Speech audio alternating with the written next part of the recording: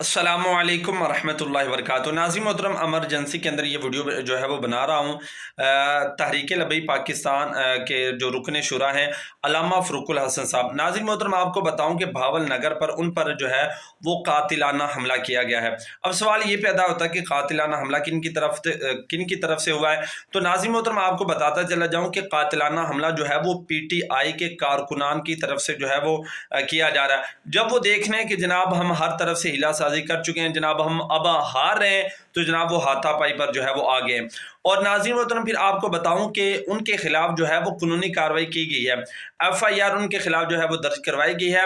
और ज़राए के मुताबिक हमें ये भी पता चला है कि 4 PTI के जो कारकुनान जो हैं उनको हिरासत के अंदर लिया गया है, बाकी जो है वो फरार हो चुके हैं। तो नाज़रीन मोहतरम, ये हमारे जो तहरीक लबई पाकिस्तान के मुखलिस मरकज़ शुरा है, उन पर ये तशद्दुद जो है वो किया जा रहा है। इस तरह के कातिलाने हमले जो है वो किए जा रहे हैं। और इससे पहले नाज़रीन मोहतरम, ट्विटर पर एक बदबख्त जो था वो जनाब सीधा साधा जनाब वो कह रहा था कि अगर ये हो गया तो मैं अल्लामा साद हुसैन रिजवी साहब को छोड़ूंगा नहीं।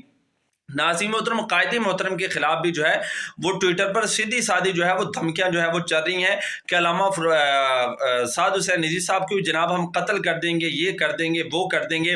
लेकिन अल्हम्दुलिल्लाह ये तो हमारे लीडर की बहादुरी है। और जनाब के वो बगैर सिक्योरिटी के इस तरह जनाब महफिल के अंदर आते हैं और जनाब अपना सारा कुछ जो है वो जल्द से जुलूस जो है वो कर रहे हैं कि दीन की खातिर उन्होंने अपने आप को जो है वो वक़्फ़ किया हुआ है। लेकिन नाज़रीन मोहतरम, यहाँ पर बात यह है कि अब ये अगर इस तरह का काम करते रहेंगे तो मामला तो इस तरह जो है वो नहीं चलेंगे।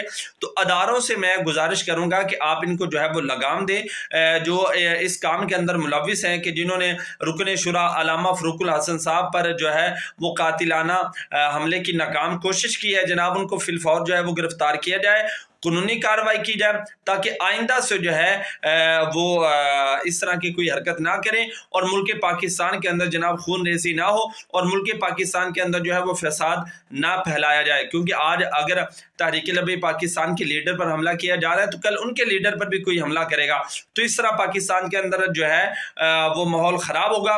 तो गुजारिश है इदारों से कि इनके खिलाफ फिर फौर एक्शन लिया जाए और जो मुलज़मान हैं उनको कैफ़रे किरदार तक जो है वो पहुँचाया जाए।